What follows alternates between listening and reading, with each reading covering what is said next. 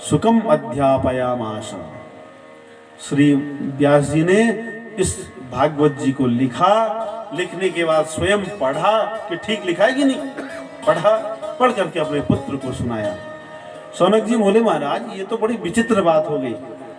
भाई सुखदेव जी क्यों सुनने लगे? क्योंकि आत्मा रामस्य मुनिः निर्गंता पुरक्रमे, ये तो आत्मा राम है। आत्मा राम माने जो अपने आप में स्थित रहते हैं, जो हमेशा प्रसन्न रहते हैं, जो आप्त काम हैं, जिनकी कोई कामना नहीं, जिनकी कोई इच्छा नहीं। जब उनकी कोई इच्छा ही नहीं है, जिनकी सारी इच्छाएं समाप्त हो गई हैं, उनको सुनने की इच्छा कैसे हो गई? है ना, ये भी तो इच्छा है सुनने की, ये सुनने की इच्छा कैसे हो गई है? बोले महाराज यही तो गुण है, इत्थम भूत गुणो हरे, यही तो भगवान का गुण है। हरे गुणार्क्षिप्तमतिर भगवान बादरायणी अध्यगान महदाज्ञानम नित्यम विष्णु जनप्रिय। जानते हैं सुखदेव जी ने ये कथा क्यों सुनी? बोले हरेर गुणाक्षिप्तमति, भगवान के गुणों ने, भगवान के स्वभाव ने, भगवान के स्वरूप ने श्री सुखदेव जी की मति को, श्री सुखदेव जी के बुद्धि को, श्री सुखदेव जी के मन को चुरा लिया, खींच लिया है? जो ज्ञानी होते हैं ना, उनका मन उनके बस में होता है। लेकिन जब सुखदेव जी ने भगवान के गुणों को सुना, वो कौन से गुण थे? जब सुखदेव जी वन में चले गए तो व्यास जी ने अपने शिष्यों को 2 श्लोक सुनाए, जाओ यत्र तत्र इन श्लोकों का गायन करो। मुझे विश्वास है यदि सुखदेव इन श्लोकों को सुनेंगे तो वापस आ जाएंगे। वो 2 श्लोक थे। पहला श्लोक है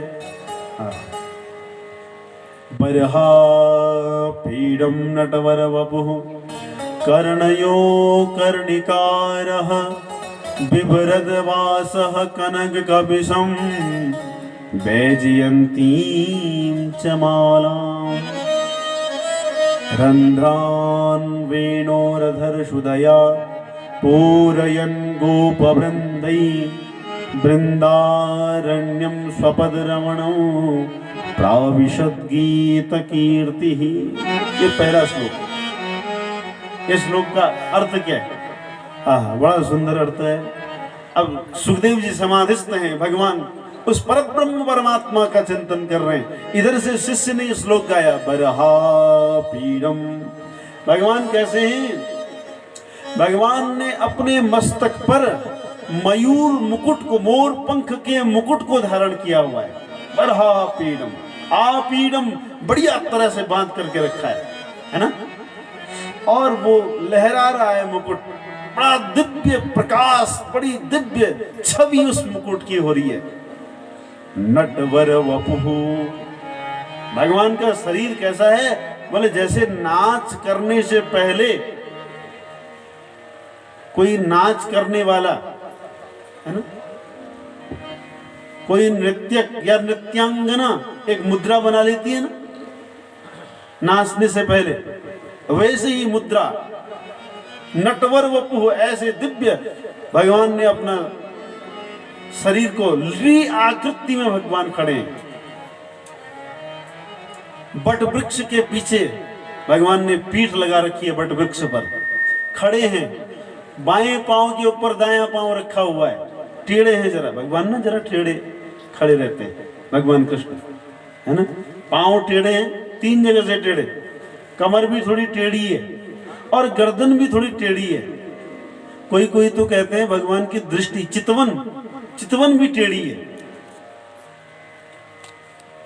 तो भगवान ऐसे खड़े हैं जैसे कोई नृत्य करने के लिए नृत्यांगना खड़ी रहती है, उसकी जो हाव भाव मुद्राएं होती हैं ऐसे खड़े हैं। नटवर वपुः कर्णयो कर्णिकारः, भगवान ने अपने कान में कर्णिकार, कनेर का पुष्प धारण किया हुआ है। कनेर का पुष्प आपने देखा होगा, पीला पीला सा होता है, बहुत सुंदर पुष्प होता है। और अपने कान में भगवान ने कनेर का पुष्प धारण किया हुआ है। कर्णयो कर्णिकार बिभ्रद वासः, भगवान के शरीर की अंग कांति कैसी है? बोले बादलों की जैसी, श्याम वर्ण भगवान का है, कनक कपिशम। और भगवान ने जो जो वस्त्र धारण कर रखा है पीतांबर, ऐसा चमक रहा है जैसे आकाश से बिजली चमक रही हो, ऐसा दिव्य पीतांबर भगवान ने धारण किया हुआ है। वैजयंतीम च मालाम, और भगवान ने अपने गले में वैजंती माला धारण कर रखी है। 5 पुष्पों से मिलकर के ये वैजंती माला बनती है। वैजंती माला धारण कर रखी है। और भगवान ने क्या किया, रंध्रान वेणोरदर्शुदया, अपने लाल लाल अधरों पर भगवान ने हरे बांस की बांसुरी को धारण किया हुआ है। और भगवान ने अपने श्वास को उसमें फूका है, बंसी बज रही है, रंध्रान वेणोरदर्शुदया।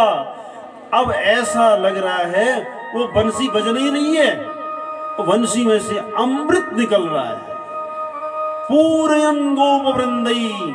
और उस अमृत ध्वनि से सारे गोप ग्वाल बछड़े गाय यहाँ तक कि पशु पक्षी जमुना जी भी सर्वभूत मनोहरम, सब आनंदित हैं। सबके चित्त को भगवान ने चुरा लिया है। जो उस बंसी को सुन रहा है वो जैसी स्थिति में है वैसी स्थिति में खड़ा हो जाता है। जैसे गायों के बछड़े अपनी गायों की अपनी माताओं के दूध पी रहे, तो एक जैसे बूंद उन्होंने अपने मुख में रखा तो उसको पी भी नहीं पा रहे, वो दूध उनके मुख से नीचे की ओर झर रहा है। खड़े हो गए हैं एकटक होकर के, कान खड़े कर लिए। गायों के मुख में घास है, जैसे उन्होंने घास का तिनका उठाया, इधर बंसी बजी तो वो घास का तिनका मुख में ही है। पक्षी पेड़ पर बैठे हुए हैं, पक्षी बड़ी चंचल होते हैं महाराज, लेकिन जैसे ही बंसी की ध्वनि उनके कानों में गई वो स्थिर हो गए। जमुना जी का बहना रुक गया, जमुना जी की स्थिर हो गई। पूरयन गोप वृंदई, आहा, सारा वृंदावन स्थिर हो गया और भगवान की उस दिव्य बांसुरी को सुन रहा है। जब वो बंसी बजाते हैं ऐसी वहां की महिमा हो जाती है। इतना ही नहीं, वृंदारण्यम स्वपद रमणम, उस वृंदावन में भगवान नंगे पांव चल रहे। धन्य है वृंदावन की भूमि महाराज। वो परमात्मा अखंड अनंत कोटि ब्रह्मांड नायक हैं, जाके डरते काल डेराई, जिसको देख करके भीर अपि विभेति, डर भी जिसको देख करके डरता है, कांपता है, काल जिसको देख करके डरता है, ऐसा वो परमात्मा भ्रिकुटी विलास सृष्टि लय होई। अपनी भ्रिकुटी को थोड़ी टेढ़ी कर देना तो सारी सृष्टि नष्ट हो जाए, और वो संकल्प कर दे कि पृथ्वी के सृष्टि का रचना हो तो सृष्टि की रचना हो जाती। वो परमात्मा बिना चप्पल जूते के वृंदावन में दौड़ रहा है। धन्य है वृंदावन धाम की जय हो। ऐसा वो दिव्य धाम है महाराज। प्राविशत गीत कीर्ति, और यत्र तत्र उस सारे वृंदावन मथुरा गोकुल क्षेत्र में भगवान की महिमा गीत गाए जा रहे हैं। ऐसे परमात्मा है। अब उनकी छवि सुखदेव जी ने अपने मन में सुनी, ध्यान किया, आहा वाह वाह, बड़ा सुंदर परमात्मा है। क्या छवि है, क्या होंठ है, क्या गाल है, क्या आंख है, और क्या महाराज भगवान का वो दिव्य वपु है। आहा, बड़े मोहित हो गए सुखदेव जी।